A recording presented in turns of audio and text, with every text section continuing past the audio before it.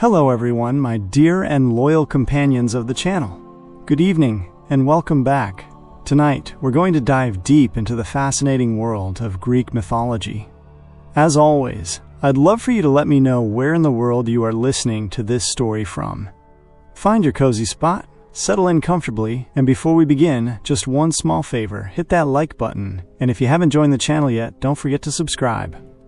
It's your support that keeps this light shining. In the very beginning, folks, I have to tell you, there was nothing but chaos. No Mount Olympus, no earth, no sea, no sky as we know it. Chaos was a massive, shapeless void, neither good nor evil. It simply was. From the heart of this ancient nothingness, the first elemental beings of existence emerged. Gaia, the earth herself, who was steadfast and eternal. Tartarus, the dark and dreadful pit in the depths. And Eros, the primal force of love and desire, which became the driving engine for all future creation. Following them came Nyx, night, and Erebus, underworld darkness. And from the union of these dark forces, Aether, the pure upper air of the gods, and Hera, day, were born, establishing the first law of the universe, the endless cycle of light and darkness. Gaia, the Great Mother, birthed Uranus, sky, entirely on her own. Uranus became both her son and her consort. When the sky arched over the earth in a great dome, the world took its first shape. Friends, from the union of earth and sky, the first generation of powerful rulers, the 12 Titans, were born.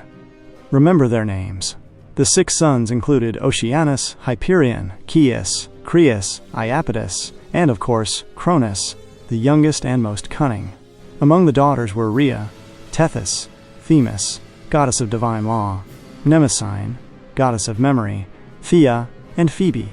But Gaia also bore other monstrous children, the Cyclopes, each with a single burning eye in their forehead, and the Hecatoncheires, the 100-handed ones, each having 50 heads and 100 arms. Poor Uranus was terrified and ashamed by the monstrous strength of these offspring. He couldn't bear the sight of their power, so he forcibly pushed them back into Gaia's womb, imprisoning them deep within the earth. This marked the beginning of Gaia's suffering. The earth was literally groaning under the weight of her imprisoned children, and that's when Gaia hatched her plan, arming Cronus with a sickle made of adamantine. Cronus attacked his father, ending his reign. From the droplets of Uranus's blood that fell upon the earth, beings like the Furies, agents of vengeance, and the mighty giants were born. But listen to this beautiful part. From the severed limb of Uranus that fell into the sea, foam gathered, and from that foam, Aphrodite, the goddess of love and beauty, was born on the shore of Cyprus. With Uranus's fall, Cronus ascended to the throne, beginning the golden age of the Titans. But power made Cronus paranoid and suspicious. He, like his father, heard the prophecy that one of his own children would overthrow him. So he tried to cheat fate by swallowing all 5 of his children upon their birth: Hestia, Demeter, the proud Hera, Hades, and Poseidon. But Rhea, their mother, couldn't bear it. When the 6th child, Zeus, was born, Rhea secretly hid him in a cave on Crete. She cleverly wrapped a stone in swaddling clothes and gave it to Cronus, who swallowed it whole, believing it to be the infant. Zeus grew up in safety, and guided by his grandmother Gaia, he devised a plan to take down his father. With the help of Metis, the Titan of wisdom, Zeus fashioned a potent emetic potion.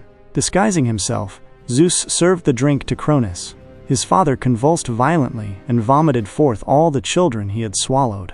Fully grown and gleaming, the 6 siblings stood together for the first time, and the great Titanomachy, War of the Titans, began.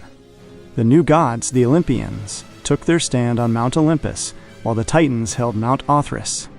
Guys, this was a relentless 10-year war that shook the very foundations of nature.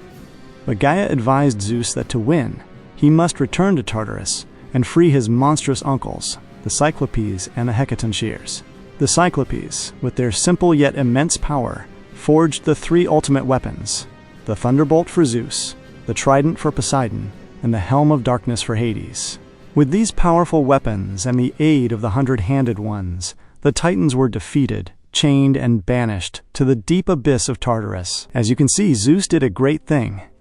Friends, if you've enjoyed this tone and narrative so far, and if you want me to tell you more ancient stories, leave me a comment and This truly helps me dedicate more time to these stories. Let's continue the adventure. The world settled down, but the kingship was not for Zeus alone.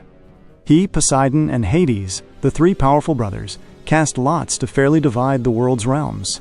Zeus became the ruler of the sky and king of the gods, Poseidon, the god of the seas and oceans, and Hades, the lord of the underworld and the realm of the dead. Zeus established his court on Mount Olympus, the sacred threshold between the mortal and divine worlds.